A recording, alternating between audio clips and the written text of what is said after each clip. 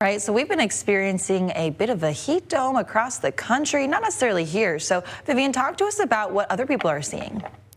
That's exactly right, Shannon. Thankfully, here on the Central Coast, we've got really comfortable conditions, but there is some significant, really dangerous weather throughout large portions of the country, so I want to dive into that. It's all thanks to this big high-pressure system that has been bringing a large heat dome to much of the East Coast. Now, yesterday, they set many records. Many of those had actually been holding with daily temperature highs since the 1880s, so breaking those records was definitely something that was a big set of news for large portions of the East Coast. Thankfully, today, we're going to be seeing slightly cooler conditions up in the New England area thanks to that cold front making its way through the region, but it's still going to be dangerously hot once again today. You can see just the extent of where these watches, warnings, and advisories are. Extreme heat warnings for all of these in those darker colors, all of these kind of oranges. That's where we're continuing to see more significant heat as well.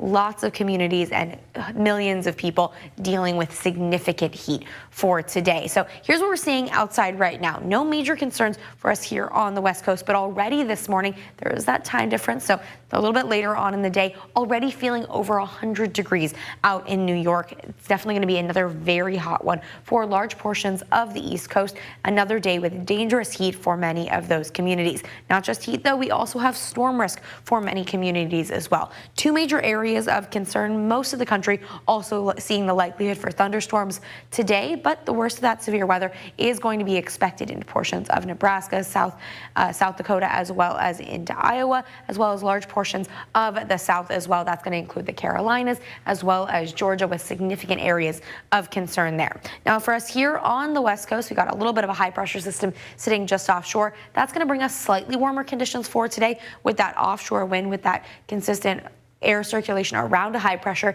in the northern hemisphere. They always travel in that clockwise position around a high pressure system. That's what we're going to be seeing for today. That broad clockwise circulation bringing offshore winds to the Central Coast, and that's going to mean a big warm up is on the way. Right now, consistent conditions though. Basically 52 degrees for pretty much all of our communities this morning. A little bit cooler in those interiors, warmer along our south coast. Cloud cover for most of our region this morning. Also not a huge concern. Visibility is looking really great right now.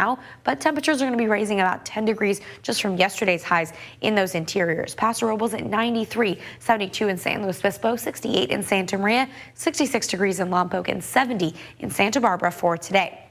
Today and tomorrow are going to be nearly identical for pretty much all of our communities, starting with cloud cover, ending with sunshine. Slight cool down for the interiors Friday and Saturday, but other than that, really comfortable and consistent conditions all the way into the extended forecast. That does include the later portion of next week, right around the 4th of July holiday as well. So things are looking really good. We'll have more from KSBY right after this break.